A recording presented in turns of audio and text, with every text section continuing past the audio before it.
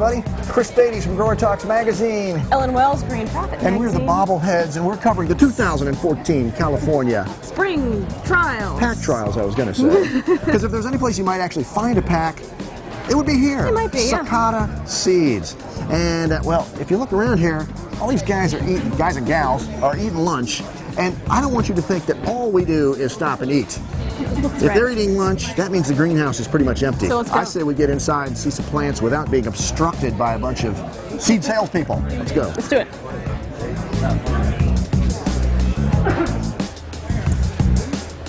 The first thing we see here at Sakata, oh, and by the way, I love all my seed sales reps. Love them. Anyway, first thing we see is a brand new series, Ellen, Color Max. That's right, Color Max. And it is a brand new viola season series. They say the next big thing in violas, and what they mean Tell me about it, is Chris. big flowers. In fact, well, it's a 10-color series to begin with. You can look across the bench and see all the different colors they have. Looks like a pretty good assortment. I see white, I see clears, purples, blues, the important colors.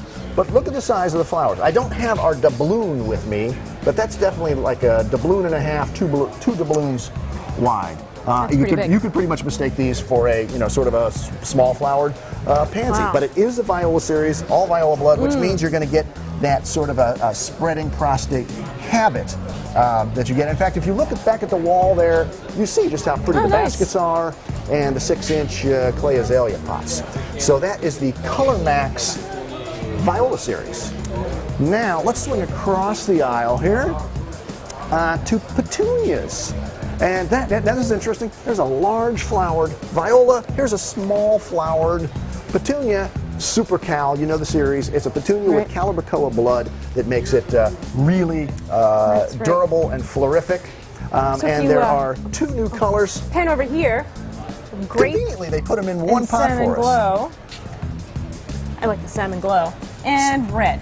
Is that red or Cherry improved? cherry improved? Beautiful. Jen Zerko I got my earns her sunglasses keep on, yet again. All right. How about another new series, kids? Right over here. You may remember. I like this. How about here's a little history. Sakata purchased the Danefelt company years back, Danish company, and they were known for primula, among other things, and they're still breeding them, of course. Danessa is a brand new series. Now the key here is this is the earliest primula you're going to find on the market, 3 to 4 weeks earlier than their Danova series. That's right. The other aspect, and you can show it here, is it's a smaller plant architecture. They put it in 6-packs. So you could even put it in a 6-pack like that, great for the landscape out here, or put it a little more pot tight if you're doing 10-centimeter or 4-inch pots. Smaller plant, but still really big flowers. That's 10 the colors. 10-color Danessa Primula series. Jen Zerko found this wonderful rack of pansies, and as you all know, Sakata is all about pansies. 2 new additions to their Grandiose series. We have Masquerade right here, hand down, and there's Rose with Blotch. And I think Chris has found some stuff over here. I did find something, Ellen. Some new Majestic Giant 2s. Very important series for Sakata, probably the best known pansy series on the planet. How about a clear white? Tremendously important color for the series. Clear purple, that's pretty important as well. And then how about a nice new designer mix called Autumn Mix. Hey Ellen. Hey Chris. I got an idea. I'm thinking uniforms for spring trials next year. What do you think? A little too much shoulder showing. Yeah, well, keep thinking on that. Hey everybody. Chris and Ellen here talking about social media at Sakata. First time I think we have. And you're right. That's what struck me is they've got a big display. You can see it back there of how they, as a corporation, are using Pinterest. Right. Those are their pins To attract customers and communicate with customers. What they're and we have not talked about Pinterest or Facebook or anything this whole trip. We've seen nothing. So this is the first time. What they're doing is they're out there looking at Pinterest, seeing what consumers are talking about when it comes to flowers, such as Gerber daisies, or as consumers call them, daisies. Exactly. And then they're providing ideas that fit into what's being talked about. What I like is they're actually going onto Pinterest, seeing how they're displaying things, other people, and doing it themselves in a commercial sort of. Well, here's a good example. Swing over to these green pots. This was a pin from, I think they said Better Homes and Gardens. And so they've recreated that pot. You, as a garden center owner, could do that exact same thing. Yes. Steal those ideas. Exactly. These pallets hanging, they were sawn in half, dangling, painted. Another great retail idea. You know how I am about pallets. Yeah.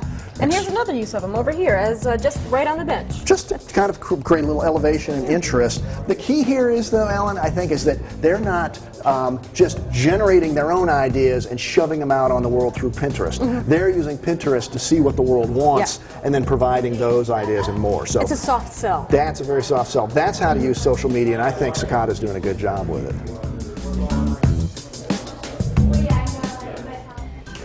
Here's something new, the Cala Petite series of Calabricoa. But they've got one new color edition here. That's right, mid blue. This replaces the regular blue because that one was a little too vigorous. This is a little bit more even. Won't, overtake anything in the basket. Fits the series nicely. Yes. All right, but hey, here's something that's very important to Sakata. Let's make the hike back here. Sun Patiens. Beautiful beds. I mean, they hit the market just at the right time, considering all of the downy mildew problems striking the regular impatiens. And of course, now there's a lot of interspecific hybrids out there, but they've got several new ones in their line, including compact hot coral. There's 3 new compacts. All right. We've got compact royal magenta here. That's a nice one. And in the spreading, there's compact pink is also new. Then in the spreaders, 3 spreadings. We've got scarlet red that Jen is seeing. All right, you can go left to clear white, and then further left over to shell pink. That's a pretty pink. And then huge. I think that covers pretty much all of them. But anyway, you could see the incredible plant habit on these. And so there's just a few new Sun Patiens, just to let you know Sakata's still breeding on these guys.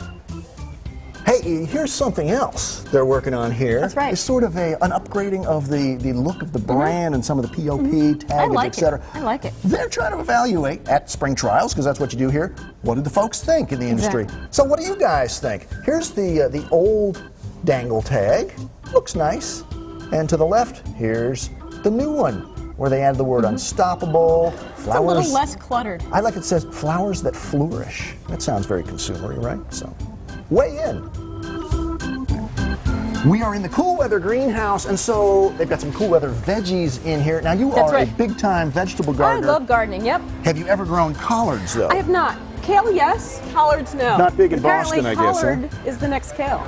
That's what they say. Well, collards are kind of southern traditional vegetable, cool weather vegetable down south. But here's the deal with Tiger, the F1 hybrid. They told us it's bred to have more leaf and less stem. That's great. Although I could probably use a stem for something. You mix it up into a smoothie, I guess. Anyway, so that's a kind of a neat trend to be able to breed more leaf and less stem. So that's Tiger collard. There's some more veggies around the corner here. Over here to it the is. right. Let's go. We're going into the warm weather greenhouse, and we're going to a hot variety here. Mosquitero F1 Hot Poblano. That's Spanish for musketeer, believe it or not. With a roundish top so you can slice it and put more cheese in it. That's right. I love a trait like that. It involves more food. So that's Hot Poblano.